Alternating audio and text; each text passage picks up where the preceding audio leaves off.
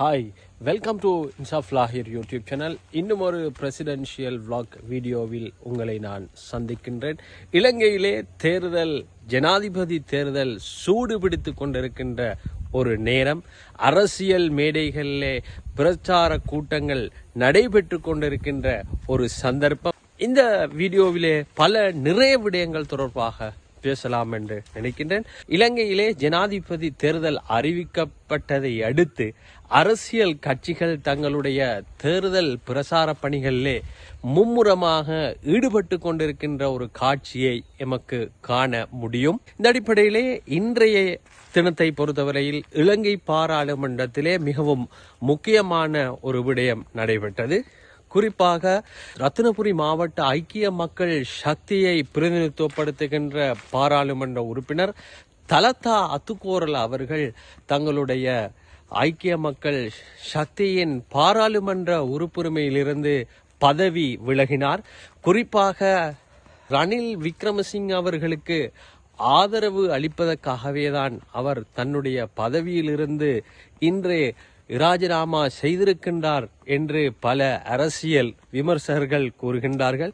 எது எவ்வாறாக இருந்தாலும் நிச்சயமாக நாளைய தினம் இல்லாவிட்டால் நாளை மறுதினம் தலதா அத்துக்கோரல் அவர்கள் ஜனாதிபதி ரணில் பக்கம் செல்வார் என்பதில் எந்த விதமான ஐயமும் இல்லை. அதே போன்று பொதுஜன பெரமுனவை பிரதிநிதித்துவப்படுத்துகின்ற மாத்தளை மாவட்ட பாராளுமன்ற உறுப்பினர் கருணாசேன குடிதுவக்கு என்பவரும் கூட இன்று ஐக்கிய மக்கள் சக்தியோடு கரம் பிடித்தார். இவ்வாறாகத்தான் அரசியல் சூடுபிடித்து கொண்டிருக்கின்றது. அரசியலிலே பாராளுமன்ற பிரதிநிதிகள் இல்லாவிட்டால் பாராளுமன்ற உறுப்பினர்கள் அரசியலிலே அங்கும் இங்குமாக விலை பேசிய வண்ணம்தான் இன்றைய இலங்கையினுடைய அரசியல் சென்று கொண்டிருக்கின்றது.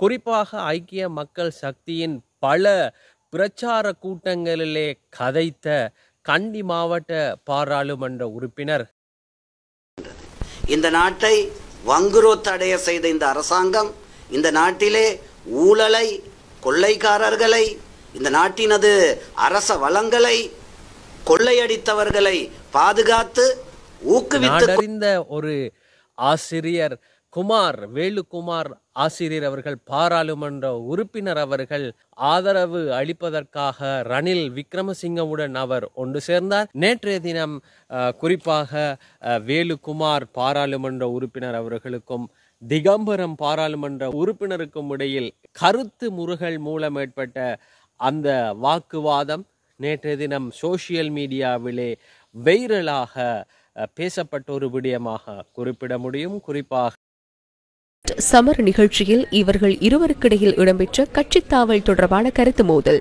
இறுதியில் கைகலப்பாக மாறியது. ஒட்டுமொத்தமாக நீங்கள் இறுதியிலே அடுத்த தேர்தலில் கட்சியா முடிவெடுத்து போகலாம். நிப்பாட சொல்லுங்க. பாரகுமார் வேலு எங்க கிட்ட இருந்த வேலுக்குமார் பாரகுமார் இப்படி போனா துரோகம். அதனால வந்து அன்னைக்கு திலகராஜ வரது நீங்க எல்லாம் சேர்ந்து 2 கோடி ரூபாய் வந்து கேட்டார் சேர்ந்து அதுக்கு விடை அளிக்கல. இன்னும் 2 கோடி யாரா கேட்டது?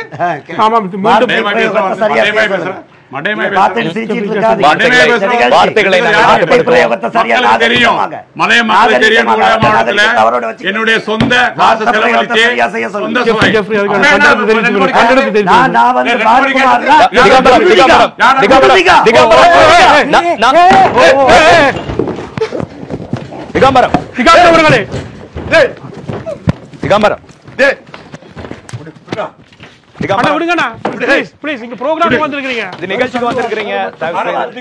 இவர் மட்டும் சொல்லுவாரு, நாங்க சொன்னா இவருக்கு இது இவர் மட்டும் சொல்லுவாரு.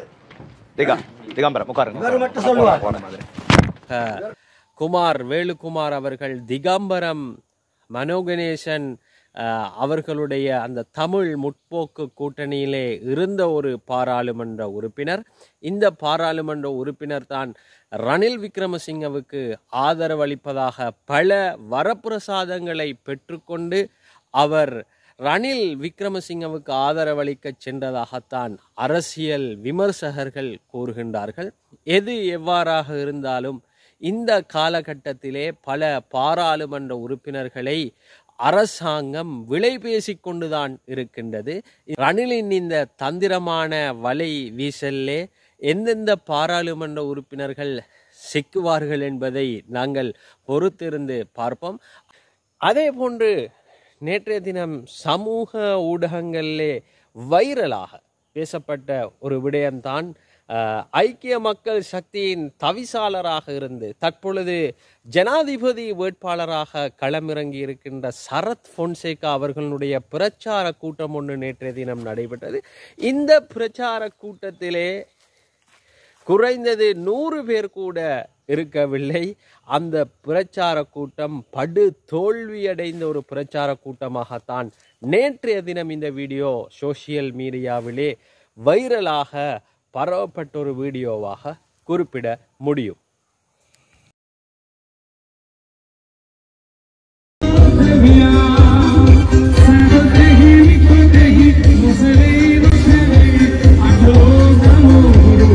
இந்த முறை ஜனாதிபதி தேர்தலிலே 39 அபேட்சகர்களிலே மிகவும் முக்கியமாக 3 அபேட்சகர்கள் இந்த தேர்தலிலே மிகவும் வேகமாக ஓடிக்கொண்டிருக்கின்றார்கள்.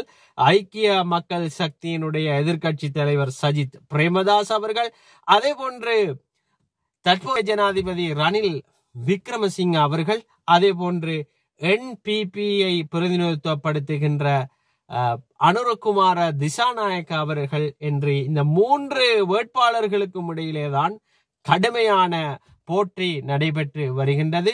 அதே போல இந்த வருடம் முதன்முறையாக தேர்தலுக்கு வாக்களிக்க இருக்கின்ற இளைஞர்கள், யங்ஸ்டர்ஸ் 1.2 மில்லியன், அதாவது 12 லட்சத்துக்கும் மேற்பட்ட இளம் வாக்காளர்கள் இந்த முறை வாக்களிப்பதற்கு தகுதி பெற்றிருக்கின்றார்கள். எனவே இவர்களுடைய வாக்கு மிகவும் முக்கியமானதாக இருக்கும் அரசியலிலே சில தீர்மானங்கள் எடுப்பதற்காக.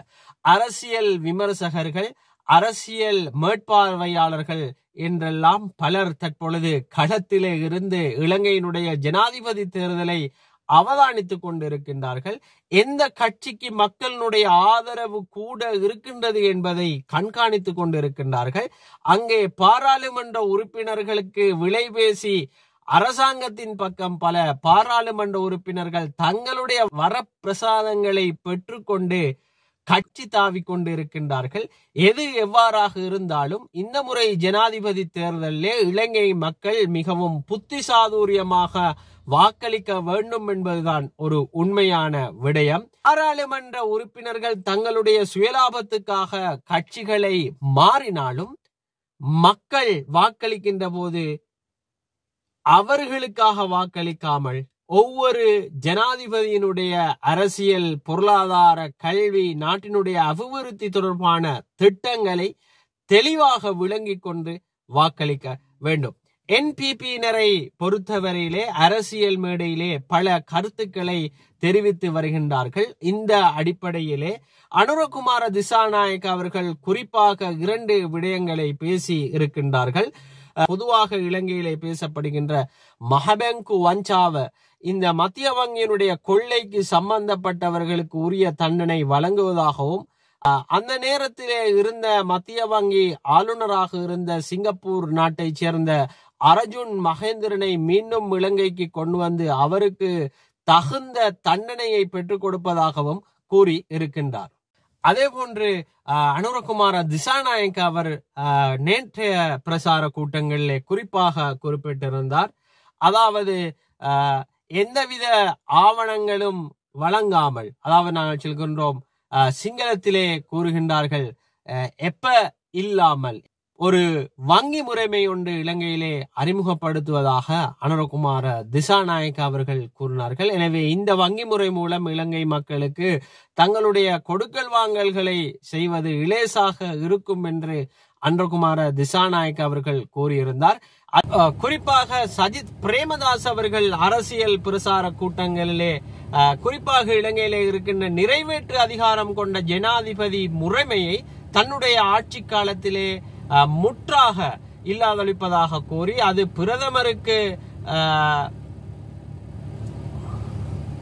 பிரதமரை மையமாக கொண்ட ஒரு அரசியல் கொள்கையை இலங்கையிலே அறிமுகப்படுத்துவதாகவும் சஜித் பிரேமதாஸ் அவர்கள் கூறி வருகின்றார்கள். குறிப்பாக ரணில் விக்ரமசிங்க அவர்களுடைய அரசியல் களத்திலே பேசுவது நாடு பொருளாதார ரீதியிலே கீழே விழுந்திருந்த போது அதை தூக்கி எடுத்தவர் ரணில் விக்ரமசிங்க அவர்கள். எனவே ரணில் விக்ரமசிங்க அவர்களுக்கு வாக்களிக்காவிட்டால் நாட்டிலே மீண்டும் ஒரு பாரிய பொருளாதார பின்னடைவு ஏற்படும் என்று மக்களை பயப்படுமாறு சில மக்களை அச்சுறுத்துகின்ற, மக்களை உளவியல் ரீதியாக பாதிப்புக்கு உட்படுத்துகின்ற பல கருத்துக்களை ரணில் விக்ரமசிங்க அவர்களுடைய தேர்தல் பிரசார கூட்டங்களிலே ரணில் விக்ரமசிங்க அவர்களும் அவர்களுடைய தரப்பினரும் தங்களுடைய பிரசார மேடைகளிலே தங்களுடைய கருத்துக்களை இவ்வாறு தெரிவித்து வருகின்றார்கள். எது எவ்வாறாக இருந்தாலும் செப்டம்பர் 21 இலங்கையிலே ஒரு பாரிய மாற்றம் ஏற்படும் என்பதில் எந்தவிதமான ஐயமும் இல்லை. என்றாலும் குறிப்பாக இந்த தேர்தலிலே எந்த ஒரு அபேட்சகரும் 50% வாக்குகளை எட்ட முடியுமா என்பது கேள்விக்குறியாகத்தான் இருக்கின்றது. எனவே இரண்டாவது முறை வாக்கு கணிப்பீடு இந்த முறை ஜனாதிபதி தேர்தலிலே நடைபெறுவதற்கான சாத்தியப்பாடுகள் அதிகமாக இருக்கும் என்று பல அரசியல் ஆய்வாளர்கள் கூறி வருகின்றார்கள். எது எவ்வாறாக இருந்தாலும் 22 இலங்கையினுடைய 9வது ஜனாதிபதி நிச்சயமாக தேர்ந்தெடுக்கப்படும். அரசியல் இவ்வாறுதான் சூடுபிடித்துக் கொண்டு இருக்கின்றது. மீண்டும் ஒரு பிரசிடென்ஷியல் vlog மூலம் உங்களை சந்திக்கும் வரை உங்கள் நான் இன்சாப் லாஹி.